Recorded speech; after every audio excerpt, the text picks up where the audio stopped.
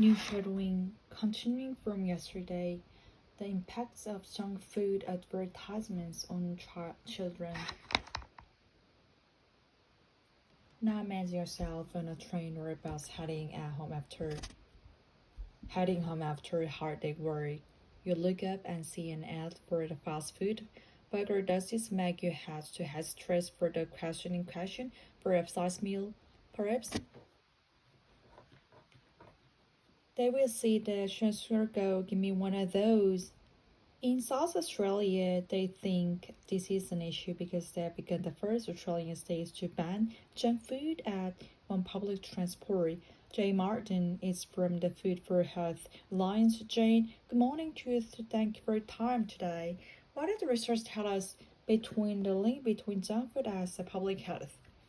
Well, there is a very clear link between this kind of marketing impacting particularly what children eat, what they want to eat, and what they ask to eat. So that's really strong evidence backed up by the World Health Organization and the agency calling for this kind of restriction. And we've seen that come through in a recommendation around the National Obesity Strategy and more recently inquiry into type 2 diabetics. So it's really critical that we support children to be healthy, and we know that this kind of marketing has really powerful persuasive influence on what our children need. We shouldn't surprise that it's what it is designed to do. So for advertising work. So what do you think Parent Transport has been targeting this case?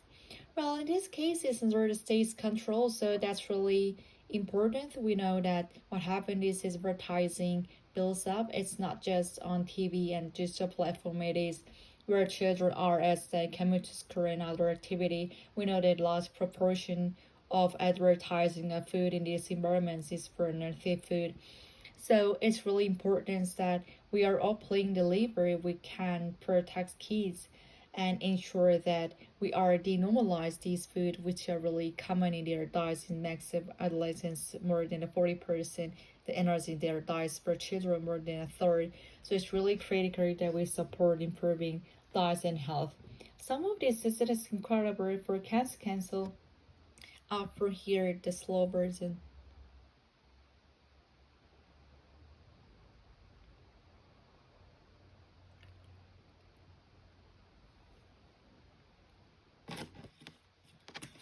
Some of these statistics are quite incredible from Cancer Council. 80% of food ads on public transport and near schools in New South Wales and SA were for junk food, and Victoria 1910 food ads were for junk food. In WA, children who catch the train exposed to 37 discretionary food ads on the way to school. If they are on a bus or on a train, only 4. If they're walking, I guess it's not a surprise, isn't it?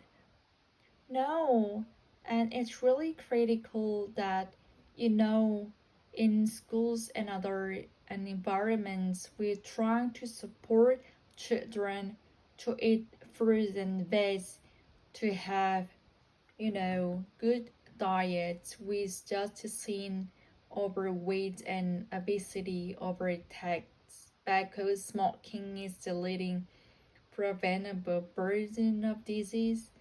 It's really critical to set up these healthy habits early in life, and we know that children are just bombarded with this sort of marketing everywhere they go, including on public transport. So it's really critical that we shift the balance away from these. We need to be great to see broccoli and carrots promoted above fast food deals, and we just not seeing that, and then hopefully this move in South Australia to support the health of their children in South Australians more broadly will in time protect the health system, and that's what we seen in other countries. It has a positive impact. You mentioned before, Jane, that buses in the case of South Australia under the state's control. So this is something they can do. Are there national rules or national guidelines around junk food as and kids? Who decide? Yeah, this is a real concern because at the moment it's mostly industry-led voluntary cause. They are ineffective. It's been shown globally that they don't work. So it's really time to move um, to regulation led by government. Government, have a role to support the health. 70% of Australians believe that governments should be regulating marketing of unhealthy food.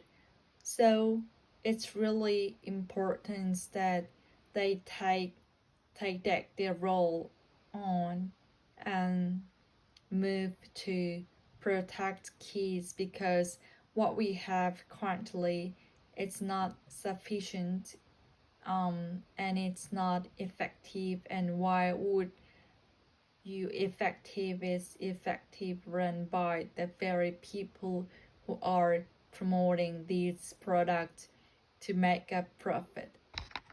One more.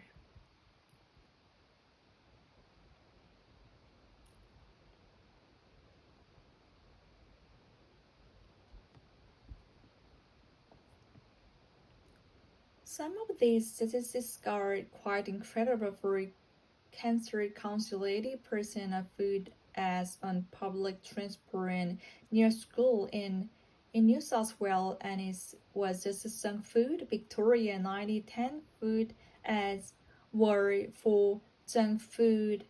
Um, in WA, children who catch the train exposed to 37 discretionary food as on their way to school. If they're on a bus or on a train, only for if they're walking. I guess it's not a surprise, isn't it? No, it's really critical that, in schools and other environments, we're trying to support children to eat to eat, support children to eat fruits and veggies, to have, good diet. We just seen an overweight and obesity, where tobacco smoking is leading preventable burden of disease. It's really critical to set up these healthy habits earlier in life. And we know that children are just bombarded with this sort of marketing everywhere they go, including on public transport. So it's really critical that we shift the balance away from this. We made it to be great to see broccoli and carrots promoted above fast food deals with it. We're just not seeing that, and hopefully this move in South Australia to support the health of their children in South Australia more broadly will in time protect its health system, and that's what we seen in other countries. It has a positive impact. You mentioned before, Jane, that buses is case of South Korea, Australia under the state's control. So this is something they can do. Other national rules or national guideline around junk food as and kids to decide. One more. Original speed.